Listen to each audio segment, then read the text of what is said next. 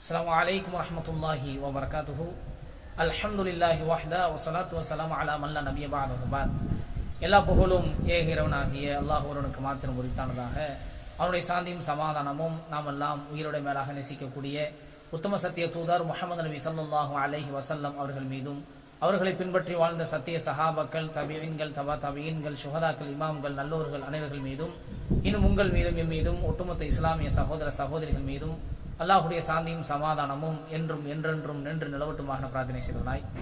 அன்பான இஸ்லாமிய சொந்தங்களை உறவுகளே, நாம் குர்ஆனுடைய விஷயத்தில் கொஞ்சம் பலகீனமாக இருக்கிறோம் என்று சொல்லலாம்.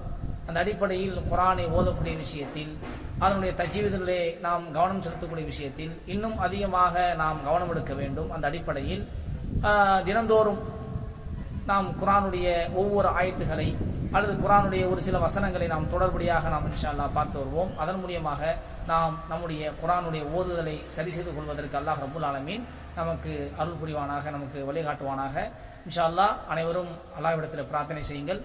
நாம் இந்த தொடர்ச்சியை நாம் தொடர்ந்து செய்து குர்ஆனை முழுமையாக ஓதி முடிக்கக்கூடிய ஒரு வாய்ப்பினை அல்லாஹ் ரப்புல் ஆலமீன் நமக்கு தந்துள்வான பிரார்த்தனை செய்வோம் இன்ஷா அல்லாஹ். இன்றைய தினம் முதல் தினமாக குர்ஆனுடைய முதல் அத்தியாயமான சூரத்துல் ஃபாத்திஹாவை நாம் துவங்குவோம் இன்ஷா அல்லாஹ். சூரத்துல் ஃபாத்திஹத்தி மக்கிய்யா. அஊது பில்லாஹி மினஷ் ஷைத்தானிர் ரஜீம். பிஸ்மில்லாஹிர் ரஹ்மானிர் ரஹீம். அல்ஹம்து லில்லாஹி ரப்பில் ஆலமீன்.